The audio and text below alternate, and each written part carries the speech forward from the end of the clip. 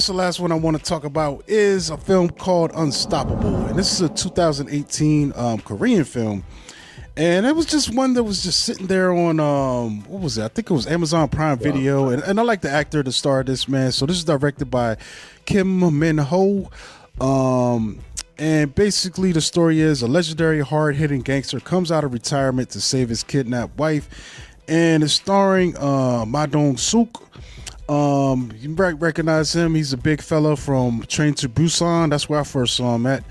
We got Song Ji-hyo, I think that's his wife in this movie, and Kim Sung-oh, Kim Min-jae, Park Ji-han, and Bae Nu-ri. And these are, I guess, our main cast, man. The main character is also Gilgamesh in The Eternals. Oh, yeah, he was Gilgamesh in The Eternals. Oh man, I was upset about that. This film, I mean, it's bare bones. It's simple. It's just a straightforward kind of. The plot is Double Dragon in a way. I mean, think about it. The guy, he's just trying to get his wife back, man. This is one of those movies where, someone bothers this man, but they bother the wrong guy.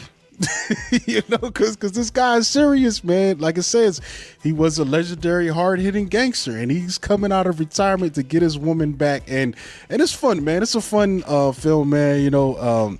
It's not particularly heavy. I think it actually has an interesting vibe. Like it starts off kind of serious once it gets into his gangsters, but I think it kind of gets a little bit light once the pursuit starts, man, because he kind of links up with this crew of guys that are, that he kind of owes him a favor, or he bullies into helping him, track his wife down. I think one of the guys is associated with the criminals, and it just goes from there, man. He's just going from room to room, building to building, just going moving furniture around, moving some furniture around, and it's fun, man. It's a good brief watch, man. It's not trying to do a lot, and what it does good enough, and it's entertaining, man. It's fun. Yeah, you mentioned it a couple weeks ago when I pretty much watched it right after the show and had fun. It was just a pure fun film. And he, like he says, like Double Dragon or whatever video game you could imagine. He pretty much going level by level, kicking ass. It's interesting because I guess his American name is Don Lee. Oh, really? Yeah, like I'm looking at the posters here for the Unstoppable, and let's see. Yeah, and it's listed. He's listed as Don Lee on here. Dong-seok. So it's like, yo, is that his American name? Which is crazy, man. I don't like that he had to switch his name, but I guess it's easier to say Don Lee, yeah. for people here. Yeah, right here it says other names. Yep. Because so on Wikipedia it uses his Korean name, but then it says other names, Don Lee. So I guess depending on where they market, the movies, but it's a good time, man. It's an old school kind of beat 'em up, and that's what got me when I saw the trailer.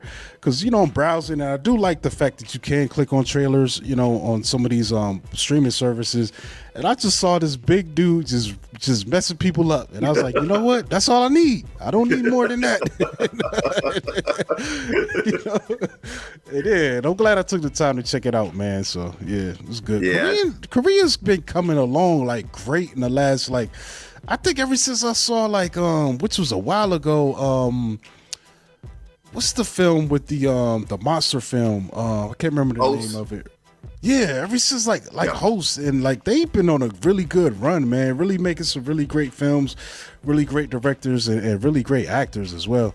Some of the crime stuff like Memories of Murder and Chaser. Those were my first exposure to Korean films, and after that, it's just been I pretty much try to seek those out as much as I can. Parasite was the first one I actually saw in theater a couple years ago, and I'm glad the world's kind of opening up, so we can get some. Yeah, it's crazy because just lately there's been a lot of really good emergent talent. I mean, just with directors and actors and stuff like that are getting a chance to shine. We got the Spanish directors and stuff coming in, and just it's coming up from everywhere. Yeah. Especially like him coming from Korea and being like in the Eternals. You know, that's a lot right there because you know, majority of the time, like I want to say, like in you might have had like it might have been a Korean actress or a Chinese actress like in Age of Ultron, and they were kind of sidelined, even though they got a lot of press for being in the film, but you know they just had a small part. And I want to say it was the doctor that kind of had something to do with Vision, you know, Vision's body or whatever. But and I think people aren't as aware when you see stuff like that. Like even putting Diego Luna in Rogue One, you know what I'm saying? That's a big deal.